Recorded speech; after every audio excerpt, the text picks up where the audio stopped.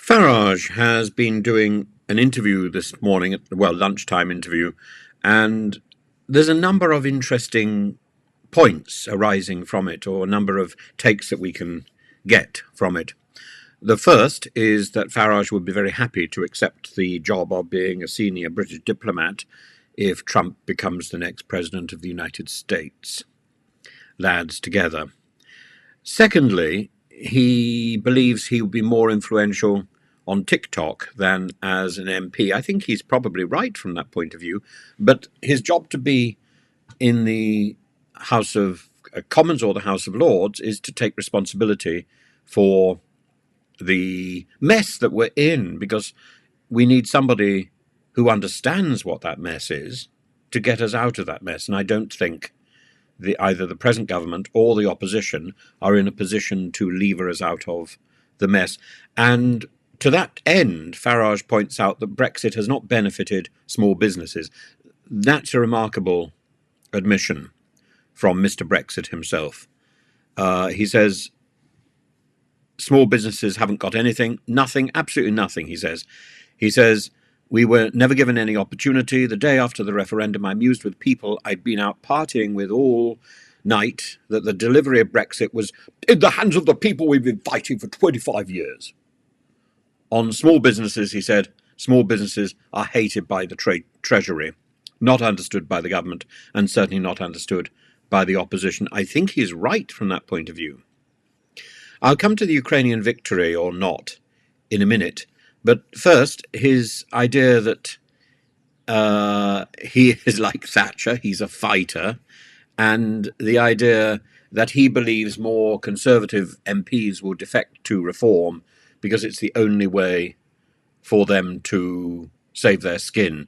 If they fail to get elected as MPs for reform, they can at least say that, as an excuse that they were trying something new. To stand as MPs for the Conservative Party, many more are going to lose their seats in the next general election. And they may lose their seats to the Labour Party, they may lose their seats to the Lib Dems or even the Greens, or their majority may be reduced to such a paper-thin, a wafer-thin majority that it can be blown away with the slightest irritation. As for this business about Ukraine, he is quite thoughtful about it. He says that Trump was never soft on Putin. Angela Merkel was soft on Putin because of her taking gas imports, because of her taking spare parts and so on, and because of the trade between Germany and Russia. But that's a good thing. Trade keeps a friendship and an alliance alive. But he then goes on and diminishes the amount of deaths in Ukraine, which I think is a foolish move on his part. He says that it's now, after 2 years, it's now equivalent to the Battle of the Somme. It's just about 1 million casualties. That's about 1 million people seriously injured or killed in a war which is frankly going nowhere. So he says we can keep giving weapons to Ukraine. The stalemate can continue, and Putin has completely reshaped the Russian economy. It's about the war or nothing. Or you can have negotiations. Now, I think it's always a good idea to have negotiations, but negotiations which amount to capitulation for Ukraine, I think, is not the way forward. Negotiations which should be taking place continually between the West and Russia, that should have been happening from the very beginning. And our obsession with sanctions was a way of pulling up the drawbridge, pulling down the portcullis, and muting ourselves, pulling out the cable for the telephone. Utter madness. Whether we should be supplying weapons for Ukraine, and if our failure to do so is a huge failure of the West, he says, we're not actually in a fit position to do so. I don't think that's a reason for not doing so. So the burden once again falls on America. If we give our word, we follow through. A lot of American figures are saying we're not endlessly going to keep pumping money and weaponry in. Well, this is the same argument. It's a fallacious argument which is being put to Israel that it should withdraw because there are too many deaths. That's not an argument. That's a retreat, and that's a foolish posture.